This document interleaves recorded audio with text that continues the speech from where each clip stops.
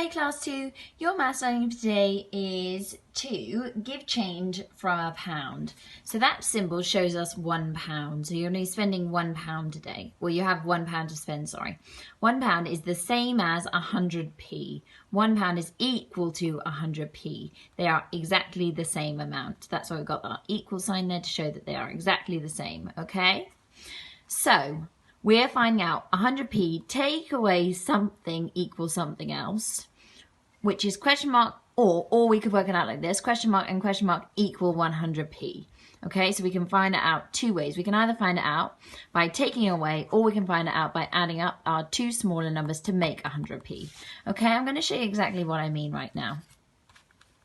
So if I've got £1, and I'm spending 36p. Let's say I want to buy an apple and my apple costs 36p. So I have a £1 coin and I'm buying an apple and my apple costs 36p.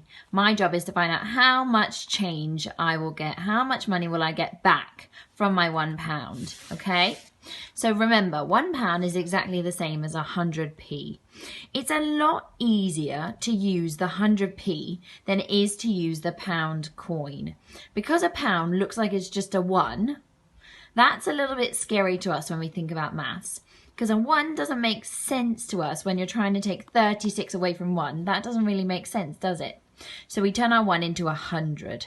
Okay, that makes a lot more sense because 100 is a bigger number than 36, whereas 1 is a lot smaller than 36. So that might kind of confuse us. Okay, 100p take away 36p equals question mark. It's our job to find out what on earth our question mark is, to find out how much change we get from 100p. Okay, so we could work it out one way or the second way.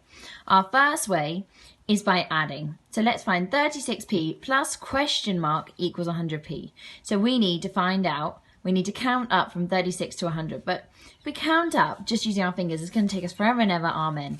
So let's use our jigsaw method that we did before we broke up from half term. So our ones digits need to add up to make 10.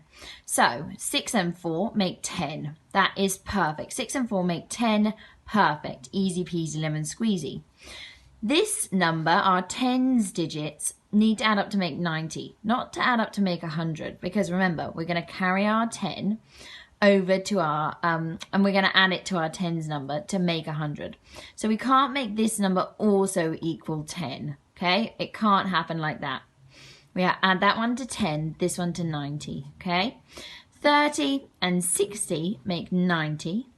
So then we finally have 90 and 10, which equals 100p, okay? Or we could do our second way, which is subtraction, okay? We always use our number line method whenever we do a subtraction sum, okay? So get a ruler, first of all. Class 2, I know you cheeky monkeys, don't you dare try not to use a ruler. Get a ruler, draw a number line. Start with 100. We always start with our biggest number. Start with 100. Take away your tens. Then take away your ones. We've practiced quite a lot of counting backwards in tens. If you still can't do it, then maybe do 3 jumps of 10 each time, then do 6 jumps of 1. But I like to do it in jumps of 10 and jumps of 1. Okay, 100 take away 30, 100, 90, 80, 70. Good, 70, write it down there. Then we take away our 170, take away 6, 70, 69, 68, 67, 66, 65, 64. 64 is our final answer. So our final answer to our first sum is £1.